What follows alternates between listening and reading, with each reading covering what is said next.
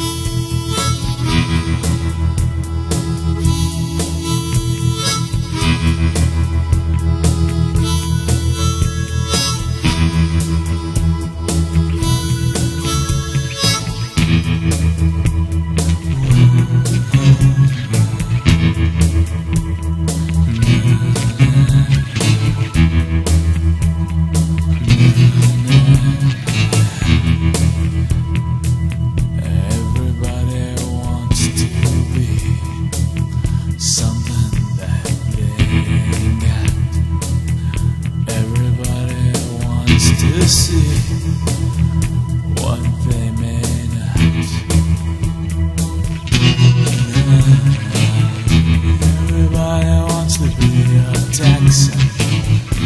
This is a story about the Texan with a 10-gallon hat on the side of the Chevrolet. Big old horns on front of his hood. Hawaiian girl on the dashboard. You know it, make it better. Big old beans and big old ribs. It's hot.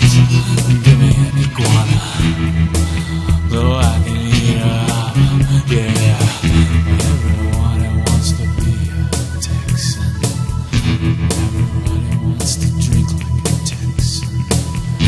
Everybody wants to make love like the Texan. Everybody wants to be a Texan.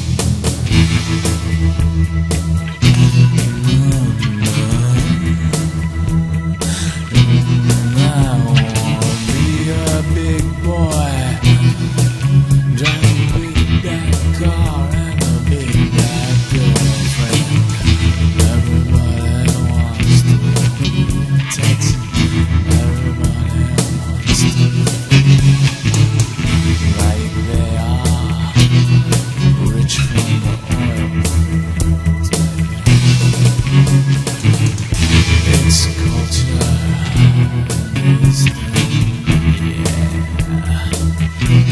Everybody wants to be a little crappy Texan melody, yeah.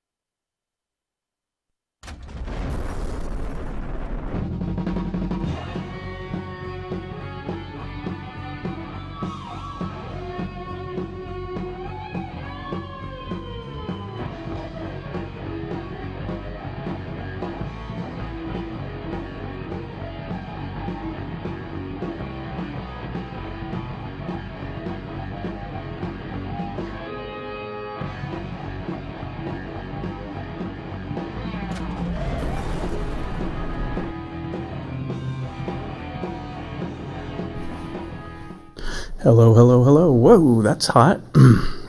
Everything's changing.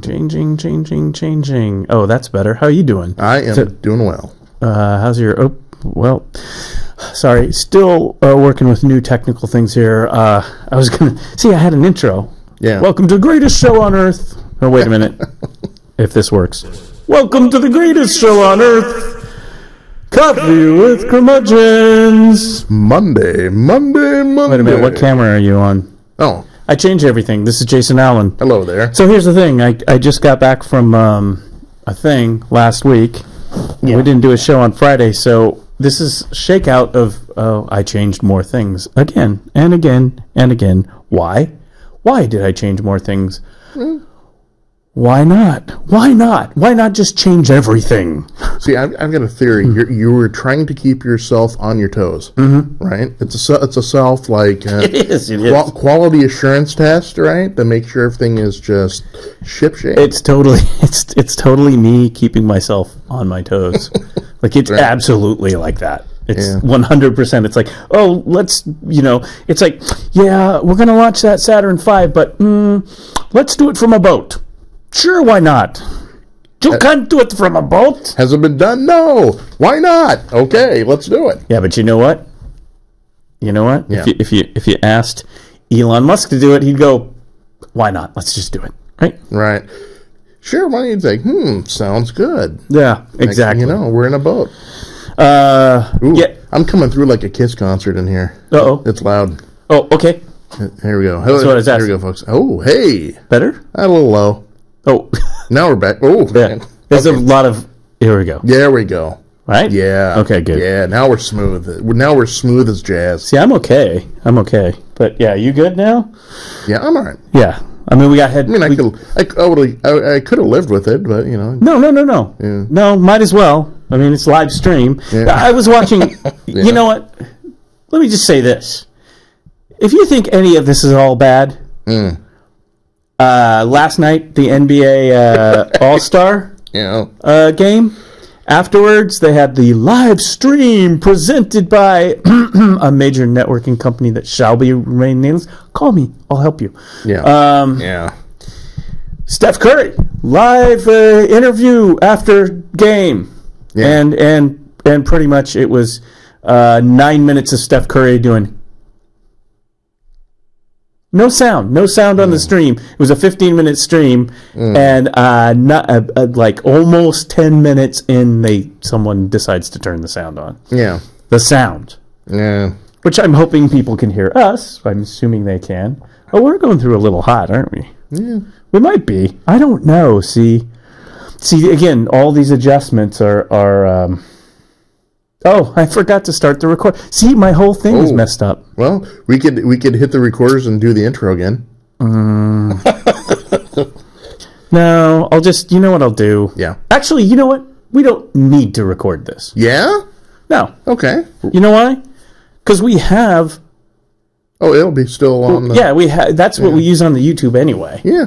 I mean, those are just backups. Right. So we're going without the backups today. This is like live without a net. Those are the backups, actually. I should turn them on because they're the backups we use for the TV. Yeah. If we do something with the TV. Although, something tells me this episode's not going to be TV. Wow. Tell you what. Folks, if you think... wait right there. If you think we're bad, you should check out the other guys. Yeah. Yeah. Hello, everybody. Welcome. It is President's Day today, It's a Monday, so chances are you probably had the day off work, maybe. Or if you're in school, hey, you got to sleep in a little bit, which is kind of cool.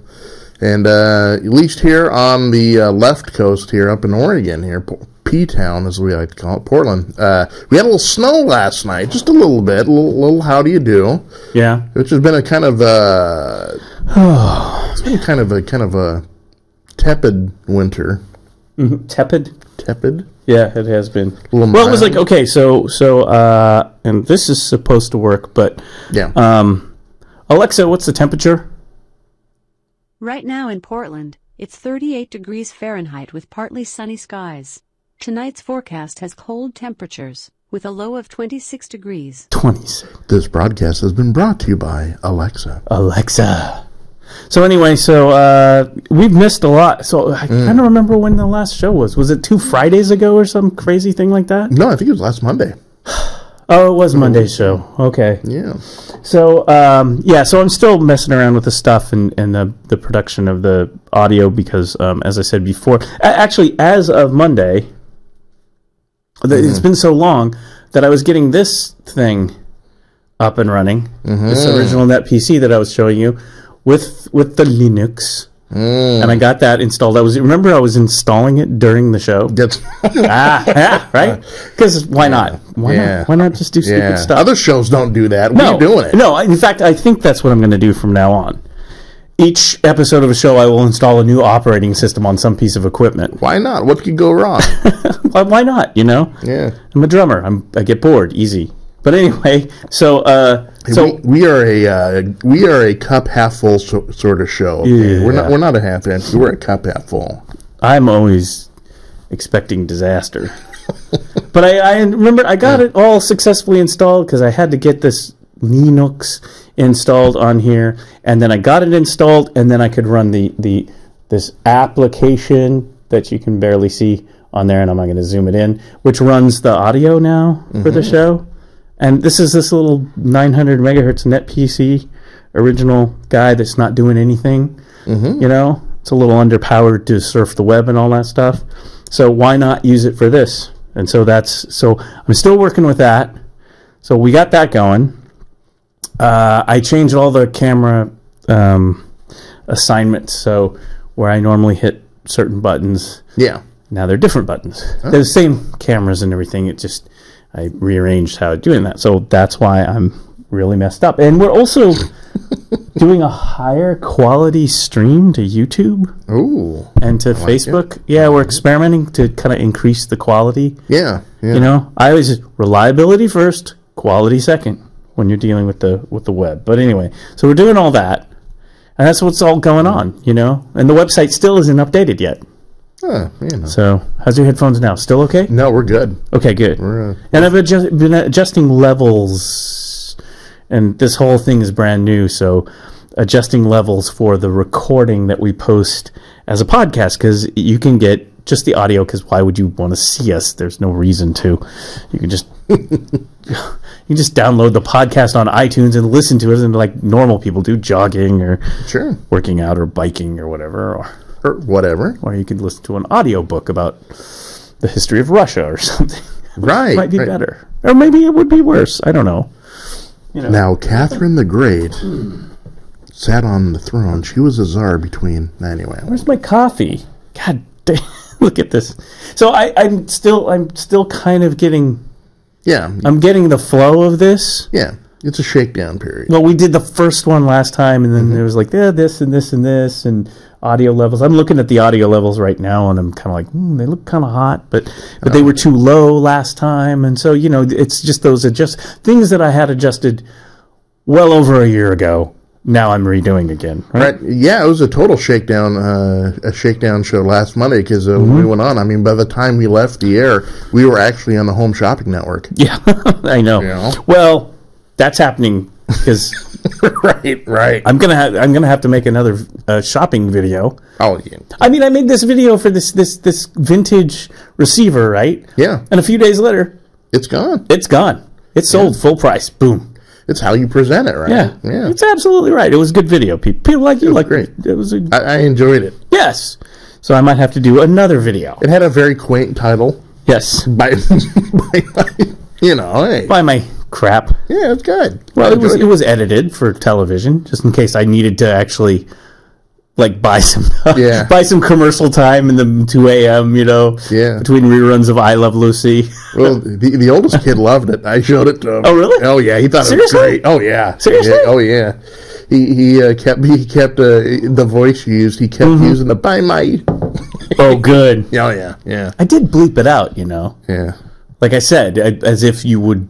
You know, as if it would run on actual television and you couldn't say that word. Right. You know. That's some of the charm. Yeah. Yeah, I like it. Yeah. Yeah, it was just kind of a nerd, one of those. It was kind of like I imagined. What if you were there, like kind of in the late 70s, maybe early mid 80s, and some dude who owns an old stereo repair shop, some nerdy dude, you know, some electronics and stereo, did a commercial on late night television. Yeah. You know, that was kind of the character. Yeah, he's sitting in his room, and it's got the old 70s kind of like wood paneling. Yep. You know, and he's up there. He's selling this stuff. It's all good. Yeah, I enjoyed it. Yeah. Well, thanks. And thanks. I didn't realize I had a fan. Well, I had to. No, it's fine. It was public. I mean, it wasn't, you know. Every time we're doing crap, I'm always like, hey, Noah, take a look at this. Yeah. He Oh, wait till they see the next project. Oh. Yeah. Excellent. Yeah, there's a secret project that... super secret. Secretly, so we were going to do a show last week. and play it. Friday, yeah. And we nixed it for another project. Yeah. Which I'm excited about. Speaking of people or places who shall remain nameless, I went and had Chinese food somewhere at a local establishment. Oh. And they gave me food and food poisoning. Yikes. And yeah, so Friday was, it was not good. I was down and out. And that's why we didn't do a show. Yeah, on last Friday. Right, yeah. I was a little under the. I know. I was looking for. Well, I had everything put together, and again another shakeout. And again, it's like if you actually go back and look at our earliest videos, you know, for this show, you'll see the lighting all different and everything. It's like, oh, you know, and I always like, I don't like the way that works or that works. Readjust it. And I've even gone back. It's called continuous improvement or something. It's project management. Come on, welcome to project management with Doc Normal. Today we talk about continuous improvement and employee development. Jason, with that theme, I kind of want to be in the background with a hammer and some wood. Yeah, and so we're still building stuff on, but you know, yeah, you can hear like woodworking in the back room. You know, so there's been a lot happening. Oh yeah, I think the big so the Falcon Heavy did launch, and if you noticed, did you watch the intro to the show? Got a little updated too. It did. I liked it. Yeah, I've been waiting for that, and I thought that would be appropriate on our way to the stars. You know, now Falcon Heavy. So I am feeling a little Falcon Heavy. Yeah, today, I know. You know, well, that's your problem. That's why you got the. That's why you got the food poisoning. You ordered the Falcon at the Chinese restaurant. Right. The Falcon. Not recommended game bird. It looked good. I mean, with a name like Falcon Heavy Platter, you think it's going to be great. And so I said, I'll have that. And then a little bit later, the platter pointed at me and said, I'll have that. And, well, yeah. Jason. Oh, look what I did now. Look at what I did. See, I totally messed up my little shindig here. Yeah. And I had it all set easily because I got everything totally different again. Yeah. Would be interesting if someone else did this but me, but you know, what the hell. You could have the Falcon, you could have the bald eagle. The bald, right, yeah. You could have the condor. The condor. We call this our endangered species menu. I like it. Oh, I like it. The condor. The condor, or if you really want to be California condor, I think. Right. What is the king of them all? What, the albatross? I don't know. You know, I like the albatross. Maybe it's because it's hanging around your neck as you're going around out the door. You know, I'm really feeling a little Falcon Heavy today. So much for Doc Normal developing that vegan show that I got on the drawing board. Everyone's like going to be like, yeah, no, you're making jokes about eating endangered species. Well, it's a joke. It's just a joke. It's yeah. So yeah, we had that Falcon Heavy go, and that was absolutely amazing. It was amazing, yeah. You know, I mean, it was a 50-50 shot, and the thing about it is that the two boosters on either side, so it's 3 boosters. I don't think I have to show you a picture. If you've seen it, you've seen it. It's like one rocket in the center and 2 boosters on it, like the space shuttle had like 2 strap-on boosters. That's what we call it, strap-on. Right. It's actually the technical term, strap-on. Okay. Yeah. Anyway,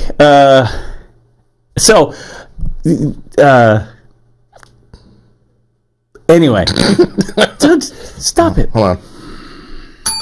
Yeah. Okay. Okay. Welcome to Monday. The title of the show is going to be Endangered Species and Strap-Ons. Mm-hmm. Yeah. Oh, good. Yeah. Good. Thank you. It's a Monday. It's a Monday. So those 2 boosters have flown before on the Falcon 9. They're Falcon 9 boosters that they've been flying up and putting satellites in and going to the space station. Both of those already flew up there and did missions. So they were the ones that already came down, landed, were refurbished to reuse, those 2. The middle one, not so much. And the middle one, they have to do some special engineering because the stresses and all that stuff that happened with all three of those attached, it's rocket science, like we say. Right. And so the thing successfully launched up. They recovered those two that had already been reused. They both landed in synchronization on Cape Kennedy. Go up and watch that. It's just like, you're awesome. like, wow, it totally looks like science fiction. Yeah. Like when you watch those things land, and it's like, ooh, boom, boom. Hi, we're back. And you're like, Rocky Jones, space cowboy or something. I mean, Space cadet. Yeah. Yeah. The other one, they tried to land on the out in the ocean because it went higher, faster, farther. Yeah. And it crashed. It happens. So trying to reuse and land 3 boosters, Yeah. I mean, there's certain mission objectives. And basically they were like, well, if that's the only thing that went wrong, guess what? We're looking pretty good. Just the fact that we got this thing off the ground successfully. Right. You know, even if you lost all the residue, you can go back and figure out why. The other 2 came back just fine. The other one, it turns out the engines didn't fire because they have to fire engines to slow it down to come back. Right. Turns out in that middle one, a couple of the engines didn't fire, and I can't remember. I think from what I've heard in my space news is that it ran out of fuel. That they overshot the fuel or something. That's why they didn't come on. But I could be wrong about that. But that was the problem. Had those That'll do it. yeah, had those engines come on to slow it down better, it wouldn't have slammed in the ocean at like 200 miles an hour. Right. Okay, so there you go. Falcon Heavy. Excellent. Yeah, so it went up and then it launched its payload, not into Earth orbit, but out beyond. Ooh.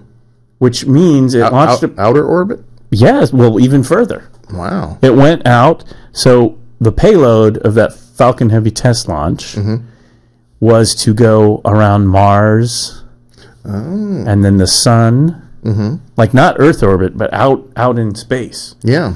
And they actually overshot, maybe this is partly because of the booster, I can't remember, but they actually overshot the burn of the fuel because, you know, you save a little bit in case you need it, right? You always have a little extra. Right. Well, they actually used it, so it's going to go past Mars into the asteroid belt around the Sun. So they actually kind of didn't quite, they wanted to go have it orbit around Mars, but it's going to go out all the way out to the asteroid belt. Yeah. Which is past Mars. Asteroid belt is, remember where the asteroid belt is, Jason? Of course you do.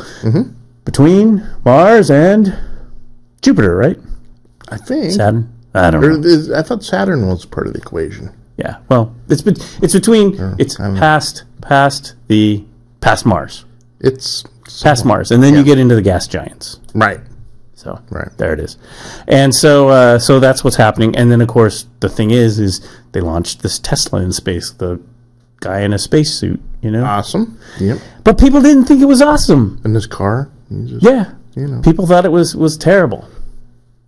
Because it was like, we should be solving problems on Earth, and he's a rich guy launching his sports car into space. What a waste. Well, here's the thing. You know, the deal is, number one, they don't want to launch a person in space. It's a test flight. Right. You know. Who's going to volunteer for that one? Well, I have to admit, I did get an email from Elon Musk about 2 months ago asking if we wanted to ride. And I was like, ooh, yeah. On your Falcon 9? Sure, let's go to space. I didn't open that one. I thought it was from Nigeria. Yeah, no. And so I just, you know. Then he said, we really didn't have a chance of surviving. Yeah, that'll put a damper on it. But I said, Jason might go. I might do it. Why not? You know, floating around in space in a Tesla. Yeah! They said if they couldn't get me this time, they'll catch me on the second. In your U of O shirt, you know. Right. Hey! How you doing? Booyah! He met some guys on his farm in Iowa, and it's at night, and he's looking up through his telescope, and there I am up there. How you doing? Nice to see you. You'd have a bag of footballs behind you, and just look like you. Watch this basketball. Right. Right. Or I would have asked for like a bag of chips, but I wouldn't have figured it out how to get through to my spacesuit. Yeah. So the poor guy's up there and he's looking up through his telescope, and I'm up there looking down and I'm waving and I'm trying to put potato chips into my spacesuit, but it just keeps bouncing off the shield, the spacesuit. That reminds me of, remember during the big heyday of the NASA program, during the Apollo moon landings, on television, we had tons of commercials with spacemen in it and stuff, because it was a big deal, right? Yeah. First there was the drink, the orange drink, Tang, right? Tang. And the guys floating around drinking the powdered Tang and all that stuff. And there'd just be all kinds of different stuff, with spacemen floating around. So you would think that with the Falcon Heavy and the Tesla, that we could have a resurgence of that. So you could do like a Doritos commercial. You, Jason, would be like... Right. Except I didn't plan this out well. Right, no, and I'm suddenly blinded because there's cheese dust all over the front visor, and I just can't see. I'm like, yeah, what's going on? I think the bag, something would happen to the bag, because the bag is sealed. First of all, what is a chip bag, right? For freshness? What's a chip bag, right? Right. It's like this big bag, and you're like, oh, man, look at all those chips. That's an awesome bag of chips. I can't wait. And you open it up. Yeah. Air goes, whoosh, and there's like 3 chips in there, right? Right. And you open it up in space, it just comes floating out. Mm-hmm. You're like, oh, wait a minute. I forgot to do the anti-gravity thing. Yeah. And well, so like space is a vacuum, too. So yeah. I don't know. Would it pop? Would it implode? I don't know. It could like turn into a Dorito nuclear bomb, just like... Yeah. Astronaut Alan blew up today when he tried to open some chips. And, Well, I don't know. Yeah, you'd have more problems than that. Oh. Like the Van Allen radiation and other things going on. It'd be like, this sucks. Right. Well, I don't feel so good. Why is he taking his suit off? I'm hot. I get it. Yeah. It's just not as easy as they show it in Star Wars, is it? It's just you just... And I'm literally figuring out live that I would be a really crappy astronaut. Yeah. So there's that. Yeah, I don't know. Yeah, we just need more comedies set in space, I don't know. But so I have actually, and I'm going to publish a list. Somehow I'm going to do a list. After the Falcon launch, I like the space stuff, and I grew up reading. We didn't have YouTube. We didn't have the internet. You'd had to go find a book. Yeah. But now you got YouTube and all this stuff, and there are these people on YouTube that have these great channels all about the science of space, all there for free. They're just like they're YouTubers, and so you sit there and you watch them, and you'll learn everything about how the Saturn V works. Yeah. You'll learn everything about how the engine works and all that. I'm ready to design a rocket engine right now. I've learned so much on YouTube. Yeah. And so there's all these great people, and I have a list of them. I was like, I should make a list and send it out there to the people. So, if you have kids or whatever, it's like, hey, see if your kids might like some of these folks. Yeah. Yeah. They're pretty cool. And it's pretty intense. So I've watched it, and there's a documentary on Netflix right now about Werner von Braun. Werner. Kind of the father of the Saturn V. He will go into space. Yeah. And a rather sordid history in Germany. Is that which they go into. Operation Paperclip or something? Yeah, but he was... Yeah. Well, he was... Yeah. There you go. Yep, there. Kick on the allergies, too. Why not? No, he was the V2 guy, wasn't he? Yes. Oh, yeah. Yeah. Yeah, I mean... The problem is, we really didn't have anyone in the United States, I mean, arguably as advanced as what they were doing in Germany during the war. Right. So this guy was ahead of Hitler's rocket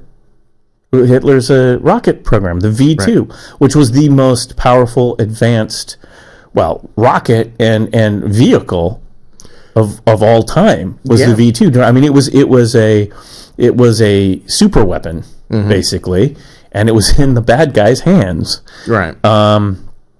And so, and this guy from a young age, von Braun, he was like all into rocketry. And there was actually a guy named Oberth, who before that was kind of the father physicist. He worked out all the, how you do launch a rocket and how you do. He worked out all the math. He was a physicist. So they all were working off of his notes. And so during the war, they built this V2. Yeah. V2 was the thing they terrorized London. It was a terrorist weapon. Oh, yeah. I mean, it was like an ICBM. It was like a nuclear. I mean, it wasn't nuclear, but it was bad news. Yeah. And of course, the Americans, we were over here building our secret weapon called the nuclear bomb. Right. The Manhattan Project, right? Yep. And, the Americans knew, like, people started going, wait a minute, if you made a rocket like the V2 like that, and then you put a nuclear bomb on top of it, voila, Yeah. And so all these, Germany, we were closing in toward the end of the war, but Russia and the United States were closing in. So they had this big rush to get this guy, von Braun, and the Americans had to get him before the Soviets did. Yeah, and the Americans got him. He hid out, and he and his scientists, about like 100 of them or whatever, they all hid out, and they sat around and looked at each other and go, well, which guys do we want to get captured with, the Americans or the Soviets? The Americans or the Soviets? We choose the Americans. Right. Smart move. Yeah. Pretty much most everyone in Germany who was going to get, captured, you were pretty much like, let's go to the American side, It may be a little better. Maybe a little bit better. And so... and the Soviets did get a couple guys, but they kind of sidelined them. Yeah. Later. And here's the thing: the Russians, they were already advanced in their rocket program just themselves. We had like Robert Goddard, who was he was brilliant and he had really cool, and a lot of his ideas were on liquid propellant and stuff are still used today. Yeah. But we weren't putting any. Resources into it. No, it wasn't a priority at the time. No. But then it started to become a priority, especially after you see the V2. Right. You know. And at first it was, remember what came up out of that as well, not just rocketry, but jet engine design. Sure. The first jets. Right. So all the bad guys developed all this technology. Because arguably, so you had this really bad guy and a regime running a country that was probably the most advanced scientifically and technologically at the time, which was Germany. Right. Not the best combo. No. Not the best combo. But what they were hoping is that, like things like the V2, which was this super weapon kind of thing, would bring like Britain to its knees, right? And so Hitler was hoping that they'd keep. And he was like, keep doing more of those. That's when because they were kind of losing at that point with the Allies. Yeah. But if they keep terrorizing, because it was a terrorism thing. Yeah. They at that point they were looking for a favorable peace, and they figured if they could. Kind of bomb England or scare them enough into kind of coming to the table and settling. Well, the V2 stuff was horrible. It was horrible. It was a terrorist. I mean, it would just land, bomb everything, and kill innocent civilians. Right. Yeah, that's its sole aim was at that time. And I mean, terrorism weapon. The world had never seen anything like that. And so, I mean, what if we never had this and someone came up to you and said, "Hey, these people, they're flinging rockets over and killing, and what's a rocket?" So I mean, the Werner and all of them, they were far ahead of the U.S. and any of the Allies. Yeah, the Russians had some, but they did. Yeah, they were trying to more get the bomb itself rather than the guidance systems and how to deliver it.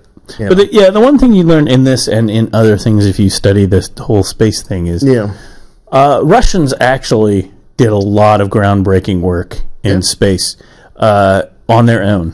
Yeah, and so much so, folks, that outside of the Elon Musk Falcon, which is based on something called a Merlin engine, which SpaceX designed themselves in America. And then Amazon, Jeff Bezos, he's doing his New Shepard thing, and they've got a new rocket engine. And there's, I think ULA's got a new one.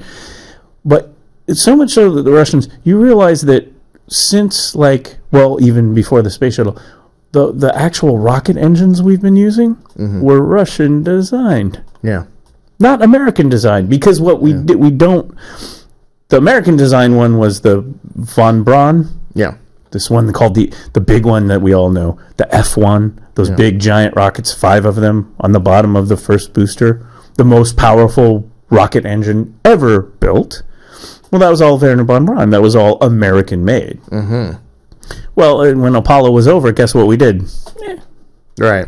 Go away. Yeah. So we've been flying on proven Russian designs. Yeah. And that's been a big issue, in our own space program up until recently, which is why partly everyone's, complaining about programs like SpaceX. But what you need to realize is they're designing ground-up engineering designed and built in America. Right. And I don't know about you, but strategically, I mean, I have no problem with the, peaceful exchange of technology and all that, but strategically, I think we need American-built rockets and things, too. We need to stay on top of the leadership there, especially because it's not just the Russians, it's the Chinese. Yeah. So, everybody who's thinking, what is SpaceX or whatever, well, it also has some strategic significance here. Right. Because if you're riding on a Falcon 9 rocket, you're riding on an American-designed and built rocket. Right. And if things go, and I hope not, but if things go south with our other partner countries like Russia or whatever, where are you going to be? And we're paying right now, because we don't have the space shuttle anymore. We're paying tons and tons and tons and tons of money to the Russians to fly us to the space station. And it's been to supply us to the space station. Now SpaceX has been supplying supplies to the space station as well as the Russians. And I think ULA, the United Launch Alliance, which is the older one of Lockheed and those big contractor guys, I think they're doing theirs now too, I believe. But that was a big problem when we retired the shuttles, and it was pretty much we've got a space station in orbit, and we Americans really have no indigenous way to get there, so to speak. No way to, I don't know if that would be the right word, but no way without our partner people. Well, yeah. Arguably even just as, if not more important, is think how much innovation came out of the space program. Oh, tons. And so we kind of, after the Apollo missions, and we did some on this, but it was, innovation just seemed to kind of take a back seat, right? Well, and I'm glad that at least there's companies like SpaceX now who are trying new things, and that's where innovation comes from. And how much innovation is going to come out of all the good work that Elon Musk has done? Because Lord knows we need it. So, God, you can tell it's a Monday. I'm just fumbling my way through this. Can you answer this question, Jason? Yeah. Here's a quiz for you. Okay. What is the most safest, most successful, and of course, being successful, it would have to be the safest spaceship, and by spaceship I mean something that carries humans, ever designed and built in the history of spaceflight? Can you name it? Can I name it? Most successful. I've got it in my head. I can see it in my head, but I'm if you say American, you will be wrong. Yeah.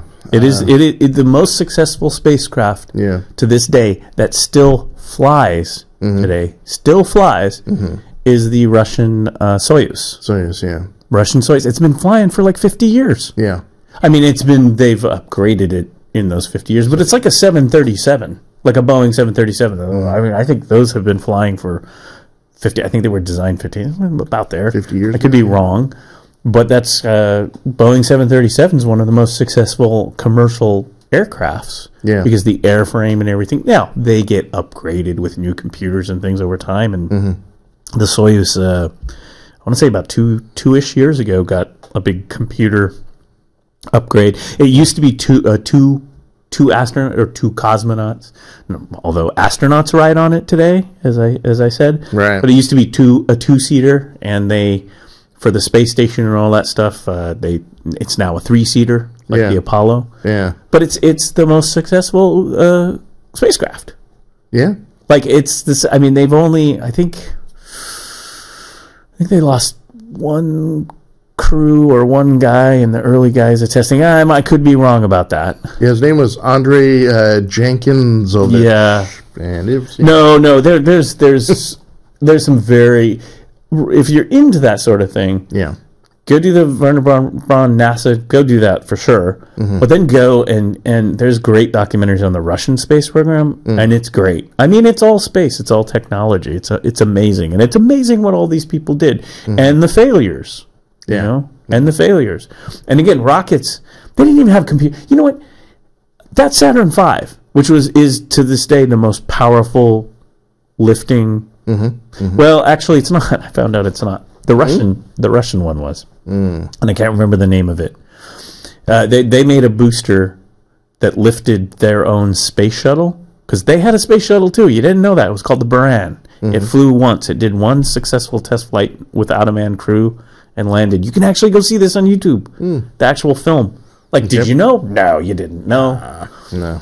But they had a lift rocket that was actually the most powerful rocket to date. That was had a little more thrust than the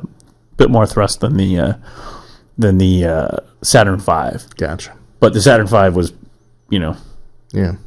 most powerful rocket we've ever done, and we haven't done that anymore. Falcon 9 Heavy is now the most powerful rocket that exists right now. Right. Okay. Since not more powerful than the Saturn V, but since the Saturn V, something that's actually flying right now. It has more thrust and can lift heavier things up into space. Gotcha. Okay. And that's the whole thing about space. Yeah. It's all about getting stuff off the ground here, off gravity, up into space. Yeah. Once you get it in space, then, okay, now you can do things like go to the Mars or space stations or whatever. Right. But how do you get all that stuff up there to begin with? Yeah. You know? It's like the Oregon Trail. Like, it's sort of like, to me, it's like when they set out for the Oregon Trail, they started out and they had to go through the Oregon Trail, like go through the mountains and all that stuff. And that's where they died, and people got sick, and people didn't make it, the horses, all that stuff, and through the winter and all that. Once they got to the Oregon Territory, then they had like the rivers and the everything, the resources. All you had to do was set up camp and start going, right? Right. But you had to get there first. Right. Kind of like space in a way. Yeah. Like getting there up into space. So anyway, von Braun, and he did that stuff, and then the thing is, I see. Okay, so and they did all this stuff with slide rules. No computer, all calculations on paper and stuff. Today, like SpaceX, I mean, we have all this computing power. We can design stuff with computers. Yeah. And that's cool. There was a recent movie, and I watched some of it recently. It was about like three ladies who actually got what's the name of that? Drafted into it. I think it was the Academy Awards last year. Yeah. It was about these bunch of women, and they were actually the computers. Yeah. They were the computing pool. Right. Like computing. It's like your job is to compute. Yeah. Here's the math. You check the math or run through these calculations. Because again, this was like the 50s and the 60s. It wasn't like we had like, put it in your math program on your computer. There were computers. Right. But they were very rare. You had to, very rudimentary. Yeah. You had to get time on them. So I'm sure NASA ran things on actual hardware computers when they could get time next to other people who wanted time on it. Yeah. But instead, they had groups of mathematicians, groups of people who do math and do the math. Yep. And so that movie was about these ladies, and they were all black. They were African American. Yes. And so these are people who were just hidden figures. Wasn't that what it's called? Hidden figures. You know, and it's all about this history that you didn't know. Yeah. You know? And half a million people worked on that space program on Apollo. 500,000. Yeah. And we're talking seamstress that did the uniforms and did the spacesuit. There's some documentaries, if you go find them on Netflix, maybe find them on YouTube, about the whole Apollo program, and they take one part of it. Like, one episode is the spacesuit, one episode is the F-1 rocket, the Saturn V. Like, you don't think a spacesuit would be interesting.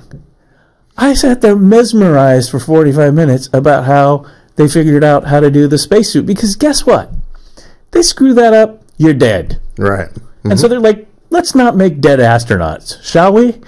And we're talking, they had these ladies who were so good at sewing. Yeah. They were like the top seamstresses, like the top, this is like, this person is the top, this is the one right here.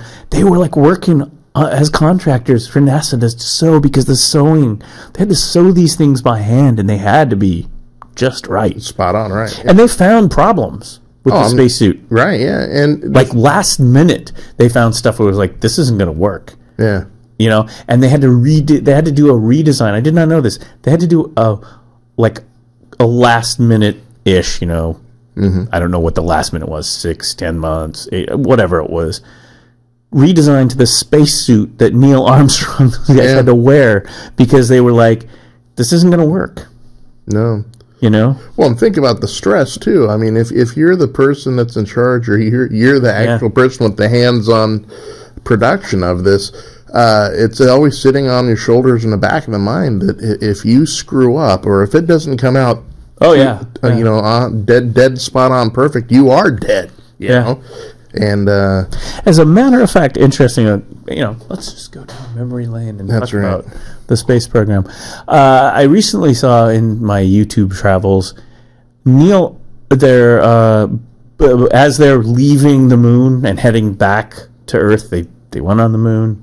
They got the space rocks. They did all their thing. They got off. They successfully docked.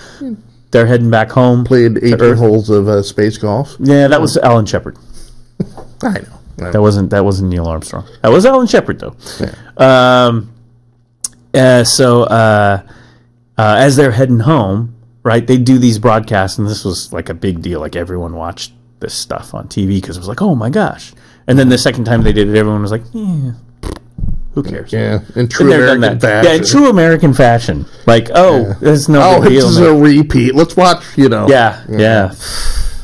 I hear the Mod Squad's on. Yeah, I was glued to my TV when I was a kid. Believe me, it was like, another spin. I gotta go watch. And the picture and the things were like in color, and they improved the video quality, right? And they were like, by the time you got the last one, it was in full in living color, and it was like, wow.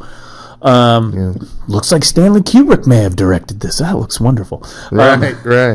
Anyway, but this conspiracy theory brought to you by. But I saw this one footage where they're going off, and then they're doing their little live thing, and they're in the space capsule, and it's hilarious because they're both like kind of dirty and like all like disheveled, because they've been down on the moon. They kicked up a lot of dust. There was a lot of dirt.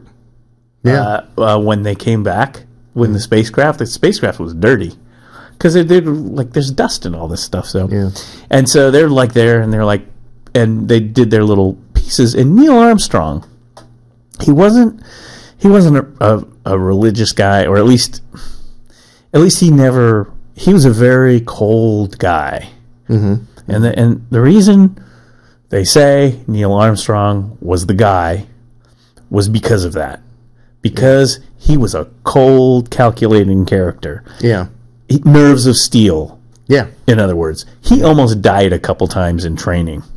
And they used that as going, this guy, nothing will shake him. He's Right. almost going to die in an aircraft, and at the last minute he'll figure out what was wrong and eject himself and leave. He was Patrick Stewart before there was a Patrick Stewart. Oh yeah, no, this guy was, and they were always like, yeah, he's not the most eloquent guy. Why is he the first guy we sent? It's like, no, you want the guy who's the coldest engineer that will look at a problem and make split-second decisions, and Old not fighter pilots, and not what do they call it? Shoot the pooch. Is the test fighter pilots would call it shoot the pooch. Yeah. You know, and screw the pooch. Actually, I think is what it's called. Wasn't it? I think it's screw the pooch. But they wanted a guy who was like that. You know, that cold and calculating. Who's like not thinking about the bigger death and all that stuff, and going, I got a engineering problem I've got to solve here. And Neil Armstrong was that guy, and he was the perfect pick. Because when they landed on the moon, they got in trouble. They almost did screw it up. Yeah. Because where NASA wanted them to land was full of boulders and rocks. They were going to crash into a boulder. And so he's like looking out the window going, are you kidding me? Yeah, this ain't going to work. And so he's like finding a place to park as they're running out of fuel. Yeah. And NASA's like, oh my God, everyone's going to die. They basically were like back there going, you know. Yeah. And it's stuff that kind of they didn't talk about so much. No. At the time, and then later it came out, they were like, oh yeah, they were in trouble. He couldn't land where we wanted him to land, and he didn't land where they wanted him to land because he was like, I'm not going there. We're going to crash. We're going to get messed up, you know? Mm-hmm. And so they're looking at the fuel, and he's just like, how much fuel we got? 5 seconds? Okay, that's good. Keep over going. There, Bob. Over there. Yeah. And this was the kind of guy Neil Armstrong was. Yeah. Like, that's the kind of guy you want in the seat. It's like, I'm not going to screw this up. I'm going to do the right thing. Anyway, but he was at the end of their mission. He's on the TV, and he's giving his thoughts. It's like, well, you know, give us a, you know. And the coolest thing, and you never see this guy emotional either, if you recall. He's not, again, nerves of steel. No emotion.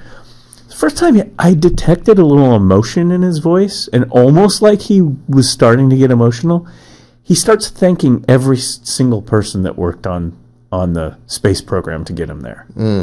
Not every single person by name, but he was like, you know, I'm going to thank, you know, Johnson and these guys. Yeah. And then he specifically goes, there are so many Americans who worked on this to get us there. You know, and he's like, this, you know, this is thank you. Right. You know? Yeah. And it was just like, I'd never seen that. I'd never seen that footage before, where he specifically just says, we couldn't have got here if, you know, and he's talking about the seamstresses and the hidden figures and the people doing the ladies doing the calculations and stuff. He's talking about every single one of those people. And he almost is choking up. It almost like, dude, that's Neil Armstrong. I've never, you know. Yeah. Crazy, huh? No, it is. Because most people, they're the face of the franchise, right? I mean, them, Buzz Aldrin, Alan Shepard, those are the guys that you see on the TV. Those are the guys that are on the commercials and get all the, you know, the laurels of victory. And never mention the guys who are sitting in some shop somewhere making sure that booster gets off where these guys can actually get to the moon, or the lady who's 2 a.m. who's stitching things, making sure stitching that spacesuit up. I mean, it's just like, here are people crunching the numbers at the last minute under stressful conditions, because if they're off minutely, it's a disaster. Absolutely. You know? Absolutely. Yeah. And again, well, with that, you know, it's not the age of the computers that we have too. So, you know, all that stuff's got to be just hand-run slide rules and all that stuff. Yeah. So I was amazed by seeing that footage. I'd never seen it. No, yeah. And it was like, oh, wow. And to have him kind of give this emotional thank you of a guy that you never see emotional to the people who the entire group of people who participated in that space program. Right. I mean, it's just like, yeah, that's a hero. That's a guy who knows what's going on. Right. You know, and no detraction from Buzz Aldrin. No, I mean, Neil passed away several years ago. R.I.P. But Buzz is still around, man. He's a tough old bird, man. Yeah, and if you do a little favor for me, when you see Buzz Aldrin, walk up to him and tell him, "Hey, I think that whole moon landing you did was faked." Yeah, just do that for me. No, don't do that, because you'll get a Buzz Aldrin, 90-year-old Buzz Aldrin, fist in your face. You'll get more than a lively quote, right? God bless him. Oh yeah. No, he'll call you bad things, bad words. Sure. And if he gets really pissed off, he'll throw a punch. Yeah. You can look that one up on YouTube too. Right. Oh my gosh. It's like, I was there, you son of a... Buzz Aldrin at 90, I'm still betting on Buzz. Yeah. Oh, me too. Me too. Yeah. But, yeah, so, I mean, so we had... So all that Werner von Braun, the part that's really the difficult thing is we needed that. Mm-hmm. And we were in a race with the Russians. The Russians they wanted to go to the moon too. Remember, they had all the firsts in space. Sputnik. Folks. Yeah. Sputnik was the first thing human beings threw in space, and it was called Sputnik. Mm-hmm. Not, whatever. Sputnik. Yeah. Not Springfield or something. Right. It was Sputnik. I'm trying to think of Yuri Gagarin. Oh, yes. First man in space. Yeah. Quite a heroic guy. Mm-hmm. Fascinating guy, Yuri Gagarin. Really. Mm-hmm. Actually, those early cosmonauts, much like our early astronauts, tough guys. They're still, that's who's up in the space station right now. We got the cosmonauts, we got the astronauts. We're the two main spacefaring societies. Right. Yeah, original. All these OG. Guys. The OG space. Yeah, no, all these guys are ex-test pilots, ex-fighter pilots. I mean, all these guys are mostly ex-military, and so they are tough. They're tough, no nonsense. Gagarin was a very, very, very interesting guy, and I like his biography a lot. There's a lot of stuff he's a tough guy. I mean, he was tough, like Alan Shepard and those guys. He's like, "Yep, get me on it. Let's do it." Yeah. He tragically died in a plane crash. I've read there's been conspiracy theories about that crash. Really? Oh yeah. There's been conspiracy theories. I'm not so sure that they stick. I've actually seen some things about it where it's like, well, they investigated it and this and that, because he was just doing kind of a routine flight. He's the pilot. And something goes wrong. They lose contact, and all of a sudden, there's wreckage. He had crashed his plane. It was a military. I think he was still in the military, or astronaut, cosmonaut, kind of guy. His best friend, Valentin, I can't remember his name. I'm sorry. His best friend died tragically in a test flight, and I can't remember if that was the original test flight of the Soyuz. They had messed some things up, and this was in the I think late 60s. Mm-hmm. They had messed some things up on the new spacecraft, and this was Gagarin's best friend, and the guy came down hot and just crash landed the spacecraft. And they don't do it in the water either. Not that the water's, if you don't open the parachutes, you're going to crash in the water, and bad things are going to happen. Bad things will happen too. But they land up in the Urals or Siberia or whatever it is on the ground. But they have the parachutes. The parachutes didn't open. There was all these things that went wrong. And basically it was because at that point, much like later in our space program, maybe, arguably, they were kind of cutting corners here and there. And as soon as you cut corners in your space program, what happens? Mm-hmm. We can look to the shuttle program for those answers on the NASA side. When people start cutting corners and not, number one, job one, safety. If you're putting people up, up in space. So that happened, and some grisly stories about him, and he was very distraught because this was like his best buddy, the cosmonauts, and this was covered in this actually in this Von Braun documentary. There's a little bit about it, as a matter of fact. It's tragic. It was like I mean, I'm not going to go into it because it's really kind of tragic. But if you want to look into it, I mean, you know, similar to how you feel about like the space shuttle disasters and things like that, where it's like, this is tragic. There's like, you know, people talking and whatnot. Yeah. So anyway, so the big thing here with the von Braun is Germany, Hitler, the Nazis. Yeah. And he was a member of the party because he said, so the thing with von Braun is he goes and he says, look, I had to join up because if I didn't, I wasn't going to do rocketry. And that's what I wanted to do. And he always said that he wanted to go to the moon and to Mars. So he's one of those guys that's like, we're going to the moon. That's what these rockets are for. Take human beings off onto the planets, right? Remember, this is like the 40s, the 50s. I mean, even back in America, they had this little pulp. Like Asimov was writing his short stories and stuff, and Heinlein and Clark, the classic dude, they were writing these stories about going out in space and rockets and the planets and the serials in Hollywood, right? Rocky Jones and stuff like that. You know, so we're already dreaming about this idea of going off to the planets. So this idea of going to Mars is not like new. Gosh, they were thinking about this. They had movies like 100 years ago. H.G. Wells. H.G. Wells. H.G. Wells. And Lovecraft, I think, did some stuff about that. So, so anyway, so he's in the party, and then he's in the SS. So that was very interesting because I hadn't realized his complete involvement with that. But Dr. von Braun was a former Sturmbannführer of the SS. Yeah. And it's really still murky as to how... Captain or Colonel? Sturmbannführer. Colonel, I think it's Sturmbahn. Yeah. He started out like as a lieutenant and whatever. I think it's Colonel. Yeah.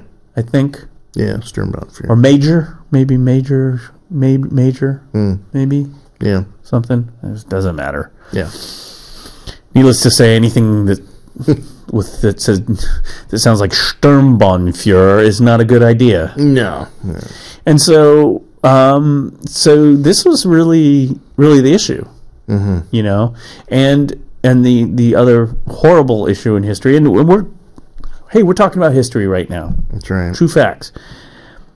Who are the people who designed and designed these V2 rockets, these rockets that then terrorized Britain, killed civilians. Sure, are the rocket scientists, right? Yep, astrophysicists. Yeah. But the people who actually manufactured these things were slave laborers. Oh yeah. Holocaust survivors. Jewish people. Yep. And people died and the conditions were awful. Jewish Poles. Yeah. I mean, and so the statistic that I found out, which really shocked me, was more people died manufacturing the V2s and in that manufacturing than actually died in Britain from the actual V2 attacks. Right. That I do not deny. Yeah. No, it's a fact. Yeah. I was like, oh, So,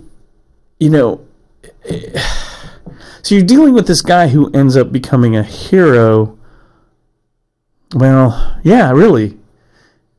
In America. Yeah. I mean, this is, Dr. Saturn V. This is Dr. Apollo program. Yeah. This is the guy. But his past is that. Right. And of course, when they debriefed him and stuff, he's like, I didn't know anything about that. I didn't run that part of it. I didn't do this, right? All this plausible deniability. Right. I'm just a scientist. Yes, you had to join the organization in order to get the position, but I'm not political. There's nothing political. I just want to send rockets into space. And yeah. And it's up to you out there, gentle folks, how to reconcile that. Is he right, or is he just... Well, people CYA, people apparently in the United States government looked at his file and said, people have hung for less than this, being associated with this. There's some flap over that. But if you look at the United States, Yeah. strategically, what are they going to... They're looking at this guy going, yeah, okay, we believe your story. Yeah. Check mark. Yeah. Go away.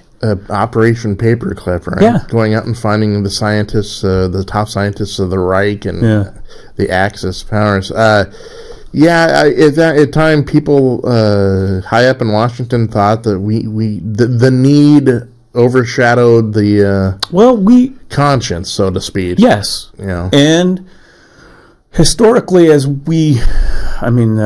you go back to history, and I think maybe this is interesting facts of rocket science, but more history isn't pretty, folks. Right. Welcome to Doc and Jason telling you that history isn't pretty. Yeah. It's horrible, actually. And like I said, I did not know how extensive that was. I think I had heard that, and I was like, oh, didn't like the people in the camps and stuff build those? Like, they build everything else for the Wehrmacht, as it's called. But how close was this guy to it? I mean, again, if he's like, oh yeah, I'm in the military or whatever, just push that off. But there's some compelling evidence that he wasn't exactly out of the loop. No, I'm sure that he was insulated.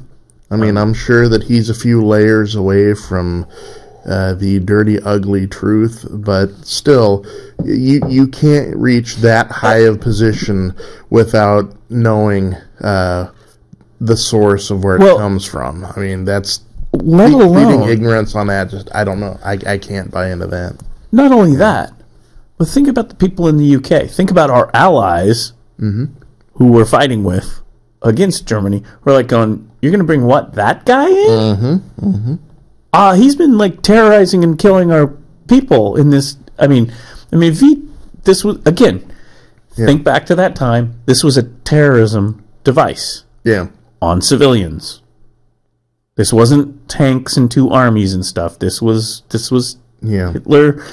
This was them terrorizing civilians. It was, yeah. I mean, we were too far away. The technology was not there for the United States to get hit. The Japanese, side note, the Japanese tried. Right. And actually the only attack on continental American soil. Right.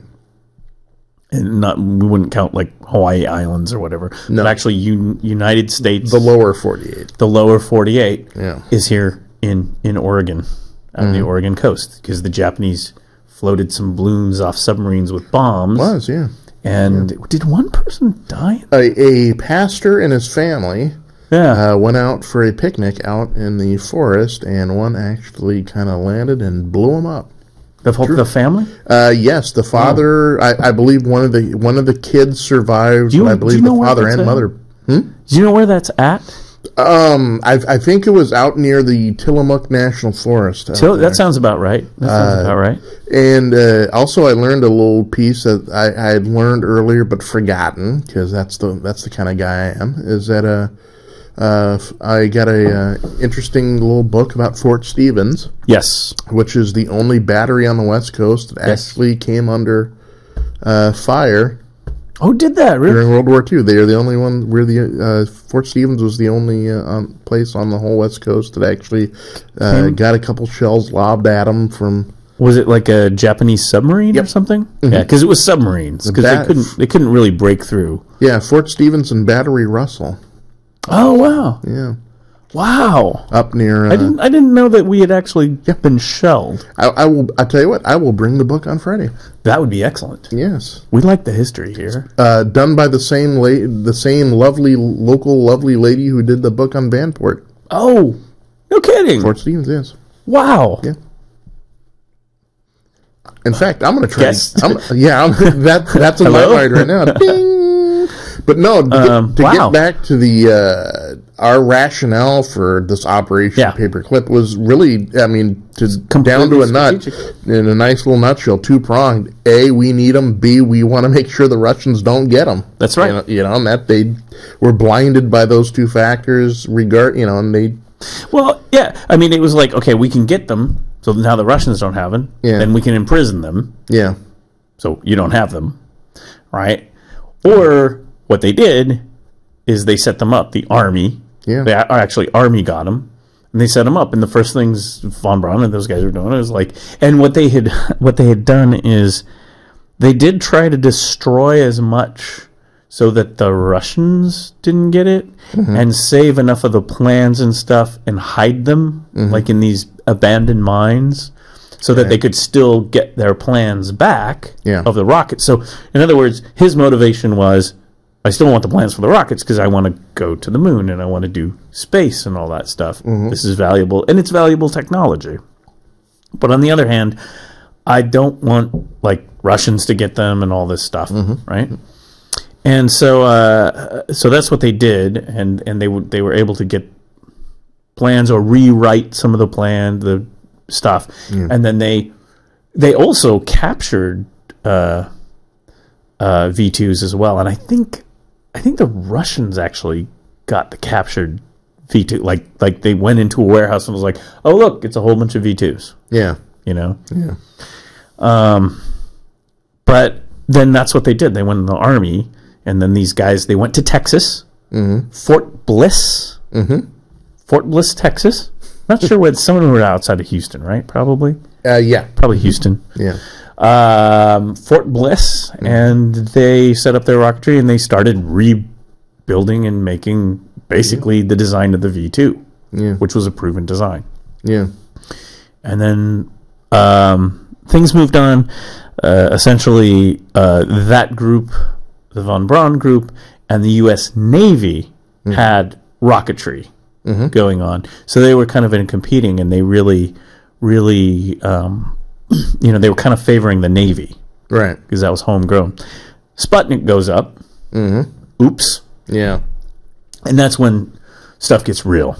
Right. Sputnik was a game changer. I mean, if you think about the logistics of Sputnik and what Sputnik actually was, I mean, if you're average Joe and Martha American, you shouldn't lose sleep over it. But even the government, even the people in our government were like, well, okay, so what? So right. So the Russians are, and even von Braun and all these guys are going, you realize what this means, right? Yeah. Just think, you can send something up and take pictures all over the world of places you can't even get in to take pictures of. Yep. And then you bring it back and get pictures. That's where the scary stuff. And everyone went, "Oh, yeah, okay, that's bad," because this is like after World War II. This is the Cold War, right? You know, we have the nuclear bomb.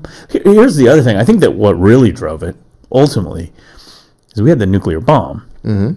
And this is so horrible. I mean, this is the history of the history of the space program is all about war and horrible things. Yeah. Honest to God. Yep. I mean, when you come away from all this stuff, just the NASA and us developing a space program and racing and getting to the moon developed our intercontinental ballistic missile systems to deliver nuclear warheads to Russia. The space program and NASA, that was just the altruistic face side of that. The other side is, what are the practical applications of it? Yeah, so a rocket can be a missile. Wow, we don't have to deliver men up in space. What if we plant a bomb on the top of that, a warhead? We could, Yeah, all that testing and heavy lift capabilities that they tested for the space. I mean, and of course the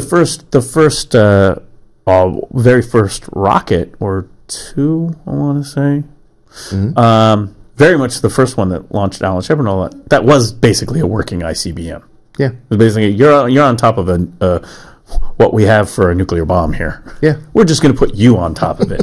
Right. Yeah. You know, and this was after Alan Shepard did like a 15-minute kind of launch. He didn't even orbit.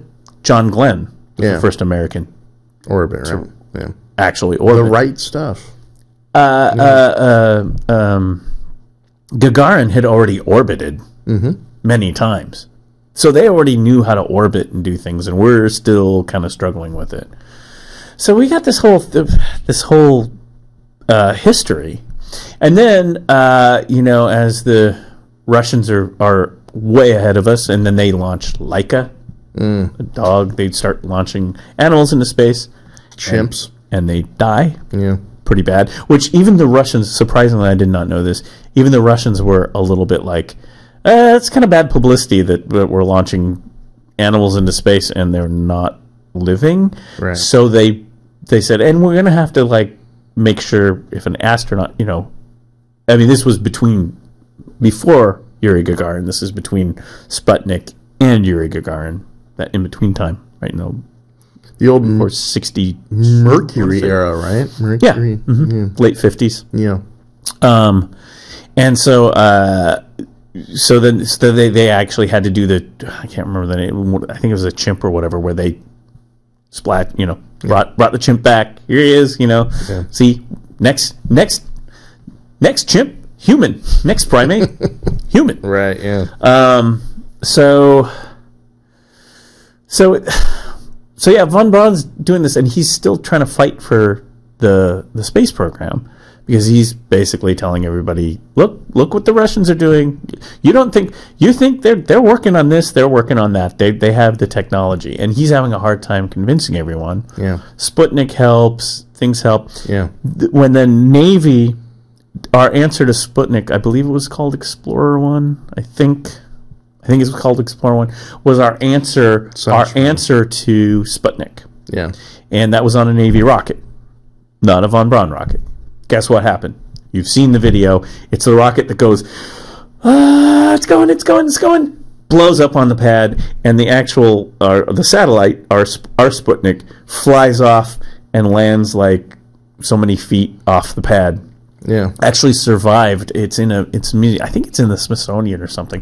The actual satellite that didn't go to orbit exists today because it survived. It blew off the top. It was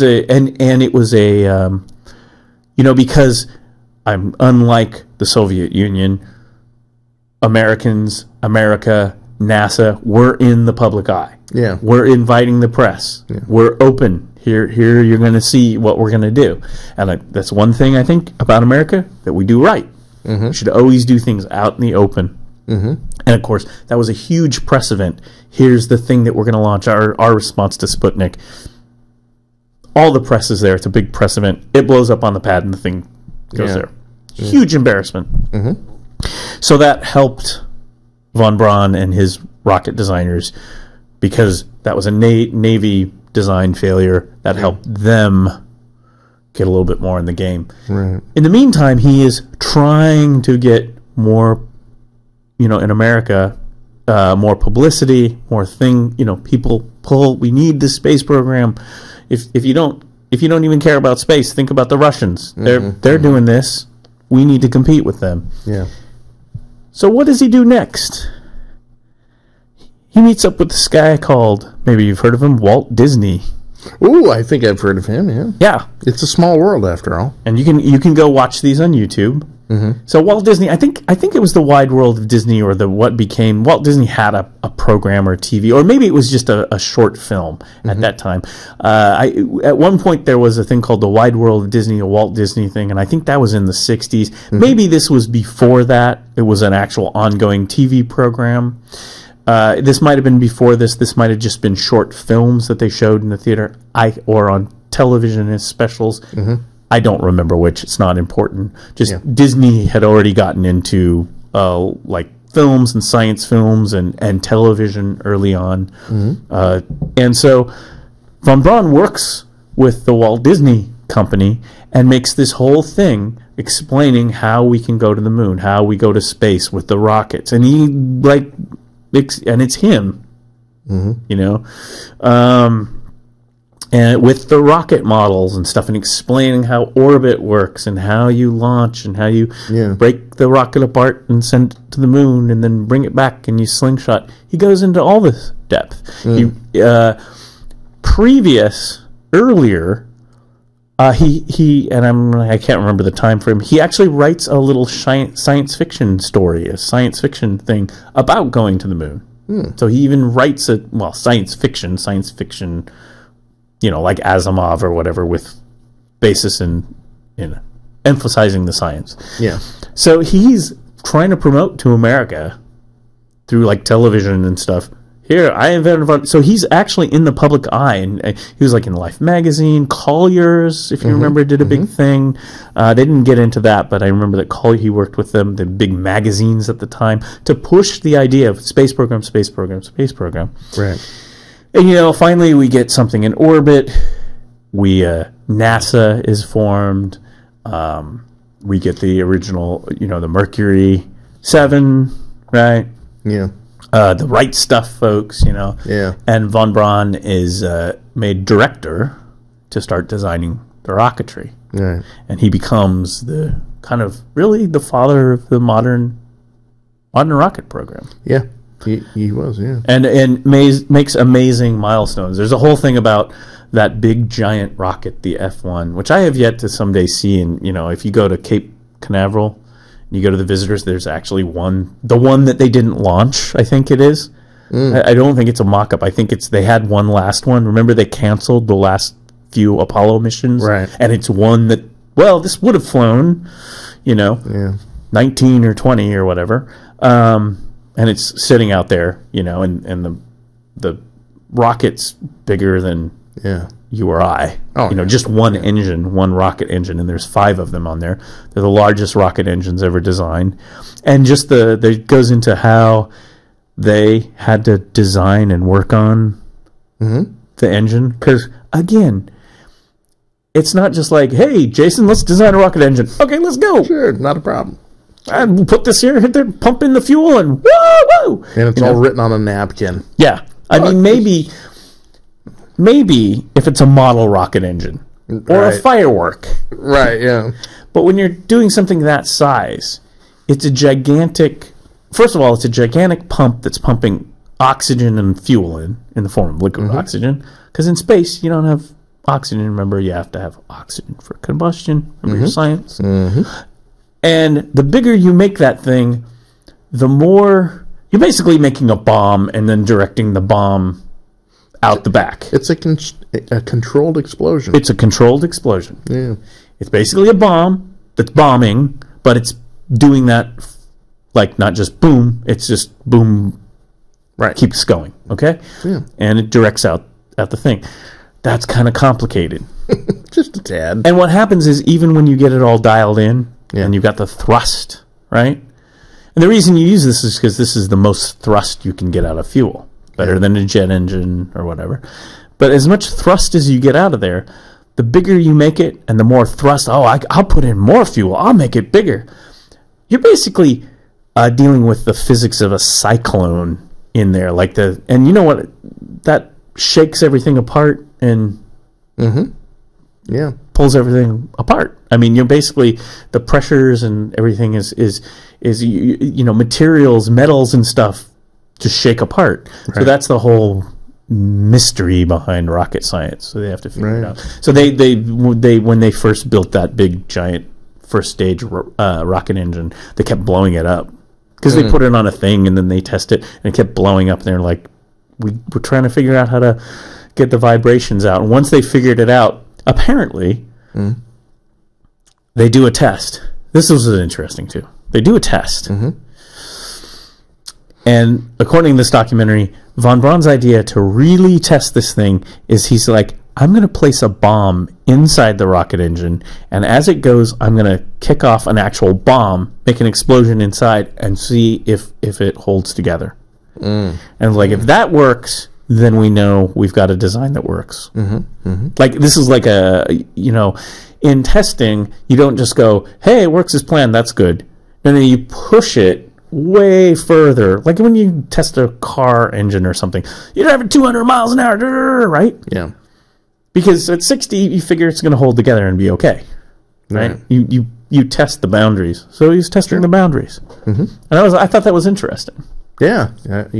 But I don't know if this is how this is true, but this is like really heavy going down the rat hole.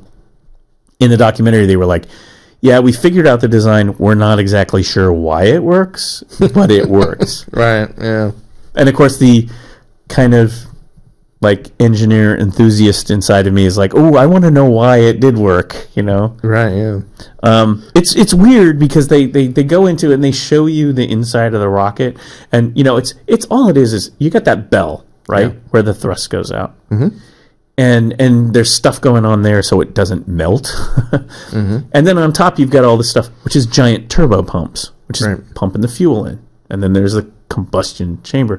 Well, inside the bell, if you turn it over, if you look at the pictures and stuff, it's all these little holes, little tiny holes all over the place that are directing all the fuel in a very directed way to control how the thrust works. And if you don't get that right, you'll just blow the engine apart. Right. It's crazy stuff. And this is all the stuff that Elon Musk and SpaceX had to go through. Right. Design. If you're going to do this, this is what you design. Mm-hmm. With his Merlin engine. Now, those are much smaller. Right. And one of the things that the Russians did, which has been a more successful design for rockets that aren't the size of a Saturn V, right, is smaller rocket engines and more of them.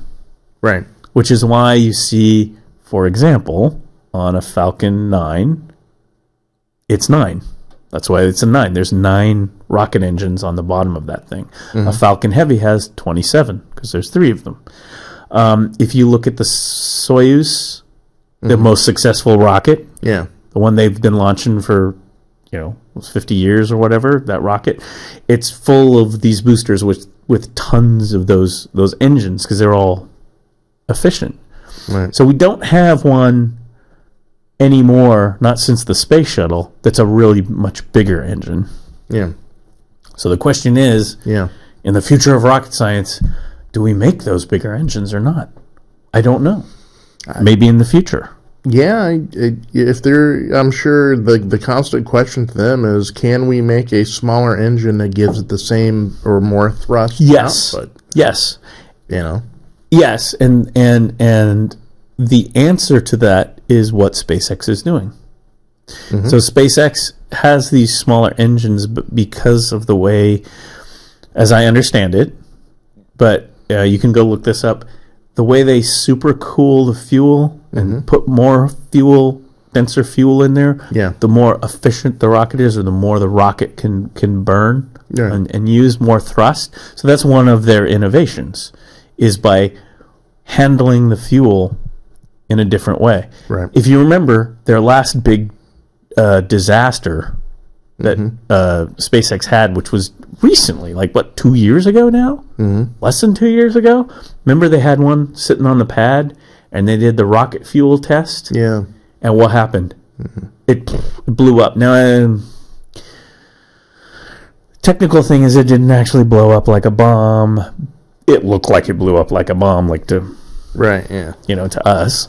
But it was a fuel. It was something was wrong with how they were handling the fuel, and that's the other problem too. You're basically making a bomb there. And of course, if you're going to fly into space, you're sitting on top of a bomb. Hi, right? Hope this thing doesn't explode. I hope it just lights and goes up. Doesn't make you feel uncomfortable, does it? No, no. So but that was an example of what SpaceX has been doing with their technology, is they're doing things with fuel. It's like, can we put more fuel in? Can we do these things, make that as efficient, because every pound counts. Exactly. And so that's the whole thing with the and then there's this whole thing about the Russian space program and their heavy booster that's the answer to the Saturn V. And I didn't realize that they actually launched that. And I know a lot about this stuff. And I'm looking at the thing going, whoa! And this was like a big rocket. I mean, it was like, whoa! I mean, it was big. Massive. Anyway, it's similar to what we saw with the space shuttle, but even more. It was just I don't know. So it's all this stuff is crazy, and there's all these YouTube people who explain this stuff, not like me, but in detail, in little 10-minute videos and that I'm gonna put one of them is Curious Droid. You can just look him up. He's some dude. He's some bloke from Essex. Look very curmudgeon-y looking. Excellent. Yes, much. Excellent. But man, this guy just like gets into some really good details and presents really well, and you see the footage and video and stuff. There's a guy named Scott Manley. There's a gal named Vintage Space. Ooh. I highly recommend this. Gal Amy does this thing about Vintage Space, and she goes back and talks about Gemini and spacesuits and stuff. Really good stuff. I highly recommend it. Like, just kind of somehow try to get your kids to watch one or two. Maybe they might like it. I don't know. I mean, it's stuff to think about. Vintage Space, I think people would like. Science is cool, people. I know. And here today, Jason, on the 50th anniversary of the premiere of Hello, how are you, neighbor? You must feel real good. Let's get my sweater out. Uncle Fred Rogers, man. 50 years ago today my neighbor. is the anniversary of the premiere of Mr. Rogers' Neighborhood, 1968. Yeah.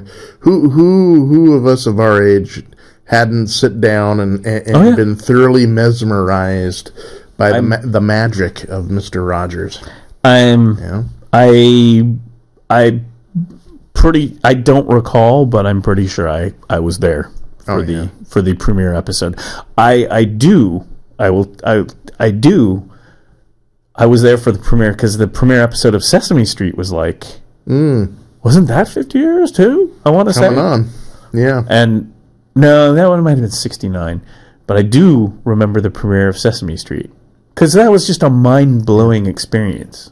As a little kid, and there's Muppets and things counting and stuff, and you're like, whoa. It was kind of like, should we listen to the Beatles now? I mean, it was kind of psychedelic for the time. Yeah. The Muppets and the Sesame Street, but Mr. Rogers' Neighborhood, Fred Rogers, 50 years ago. Yeah, and I tweeted it out. What did they say? Oh, I'm trying to. Can I find anything here? No, of course not. The cool thing about Mr. Rogers' Neighborhood is no matter where you lived, you're always in his neighborhood. Fred, on Twitter, they have the Fred Rogers Company. I think it continues his work. Can't remember when he died, when he passed away. It was a few years back. Yeah. On this day in 1968, Mr. Rogers' Neighborhood aired nationally for the first time on PBS. Fred's message of kindness is still as relevant today as it was 50 years ago. Even more so. Yeah. Kindness. Yeah.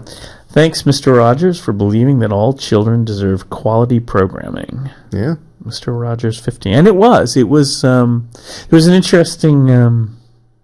saw an interesting thing in the Twitter moments about the guy who played, is it Officer Clemens, I want to say? And the actor it was a pretty amazing story. Yeah. African-American actor, and he talked about how it's like, when he went to play him, it was like, we never saw, black people playing cops before then. It was like, but that's was Mr. Rogers... And think about where the world was at when that show launched. 68. What a pivotal year. Well, that's the thing. I mean, here's the thing.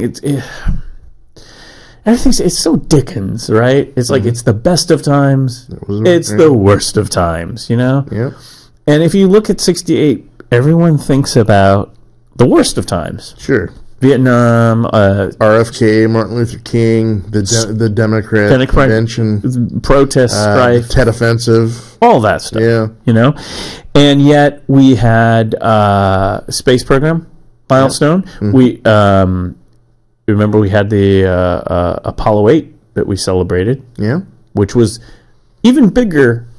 Arguably, people say back to the space thing Apollo for a minute. 9, yeah. No, 8 was bigger than even 11 to a lot of people because it's the first time, even though they didn't the 3 guys didn't land on the moon.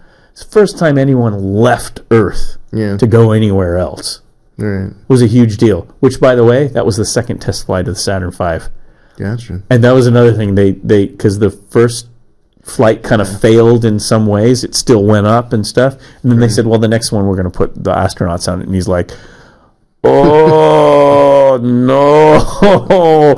We still should do a test flight. And they're like, come on. We're by the end of this decade, remember? What are you doing? Are you crazy? By the end of this decade. Yeah. And so they agreed to it, and so that was a test shakeout of the Saturn V with 3 guys on it. Right, 1968. But anyway, so those things were happening with the space program. Mr. Rogers. Mm-hmm. I mean, the whole focus on trying to give kids a positive message. So if you thought about like NASA and the space program, and you go and be a kid. There's like Vietnam. There's this war. People are dying. It's on your TV. But then there's these astronauts. They're going to space. Yeah. Granted, it's a whole strategic thing against our enemies, as if we peel the onion back, right? Right. And nuclear war and all that wonderful strategic things. Yeah.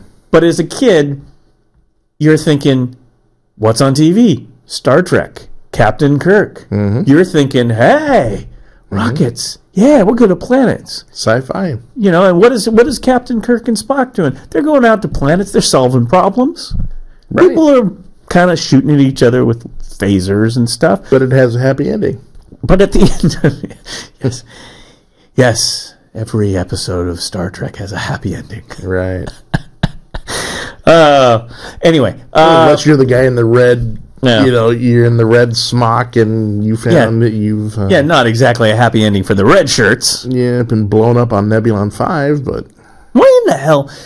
You ever ask yourself... Yeah. You ever ask yourself, Scotty, Chief Engineer Scotty, who we all love, do you love Scotty? Oh, you gotta love Scotty. Better love Scotty, man. You gotta love Scotty. That cantankerous Scotsman. You know, interesting thing about Scotty, about James Doohan, the actor who played Scotty, who I believe was from Seattle. Wow, yeah. Yeah, he was not Scottish. This is American. Yeah. From Seattle. Interesting story. I believe is true that I've heard. Mm-hmm. That I think is the real deal. He invented the Klingon language. What? Yeah. Wow. When they were working on the movie, and the first time you actually, because in the TV series, right, you heard him, it's like, hey, Kirk. It's like, I'm a Klingon and speak perfect English. But in the movie, Russian accent to the Klingons, you know. And in the because that's kind of was the twist, right? Yeah. But you know, in the first movie, when they made the motion picture, you saw all of a sudden Klingons had weird foreheads and stuff, and they were speaking that Klingon language, real guttural language, which is now, because Star Trek is so crazy fandom, an actual language. Like they've got language books, you can learn it. You could, you know what? Apparently we don't in the U.S. we don't have it on Netflix, but in Europe, that Star Trek Discovery show played on Netflix Europe. Apparently, you know, they have subtitles you can turn on Netflix. Yeah. Apparently, you could watch the whole Star Trek Discovery series with Klingon subtitles. That's awesome. Yeah.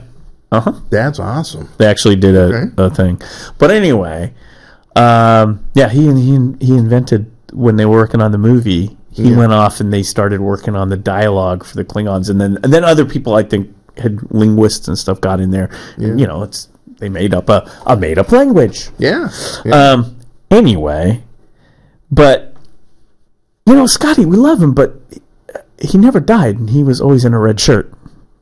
He was, but Scotty was too tough to die. I mean... Well, they pretty much left him on the ship, right? Was that the deal? It was like, we're going to beam down. Because he's... In the original TV series, a lot of the time he's in the captain's chair because everyone else splits. Like, we're taking the whole senior staff down. You stay here and make sure stuff is okay, right? Or he's by the transporter thing and he's trying to get them back. Yeah. You know, he's hunched over there. Maybe that's the ticket. Maybe it's like, no, Captain, I think I'll stay up here. You go down, I'll make sure everything's good, the warp engines and everything. You know what I mean? Yeah. I wasn't even a Scotty in it. I'm not even going to attempt it today. He was the designated survivor. Designated driver of the Enterprise. Right. The guy, the Scotsman who drinks. Like, who drinks more in Star Trek, Bones or Scotty? Oh, Scotty. You think so? Oh, Scotty's got a huge tolerance. Because Bones is a good second, right? Bones is a good second. He could stack it away, too. Well, Bones is always the one, again, I say, malpractice. Bones is always the one who shows up after something with a bunch of booze and stuff. It's like, hey, Captain, I got some Saurian Romulan ale, Saurian brandy and stuff. It's like, dude, you know, I mean, it's like the captain. Like, what if Kirk was like, maybe he's like doing AA or something, right? It's like, Bones, you're my enabler. Come on, man. Right, and he's hiding behind it's purely medicinal. Oh, you know? Yeah. Like, he's like the worst doctor in the world. You know, and all of the Star Trek doctors, like later, are really good. Yeah. I mean, Beverly Crusher, Next Generation. Oh, yeah. I mean, she's got the computer. She's on top of it. Even that lady for one season that replaced her, Dr. Pulaski. Right? And then even later, they get, even you have the Voyager. You have a hologram doctor. Yeah. And he sings opera, too. So he's a lot of fun. Yeah. And even Dr. Bashir on Deep Space Nine. Right. He's like on top of it, right? Yeah. Bones is just like a country doctor with booze. It's like, where the hell did we get you, dude? So, okay, that brings in an interesting question. Do you think on the Starship Enterprise there was a AA chapter?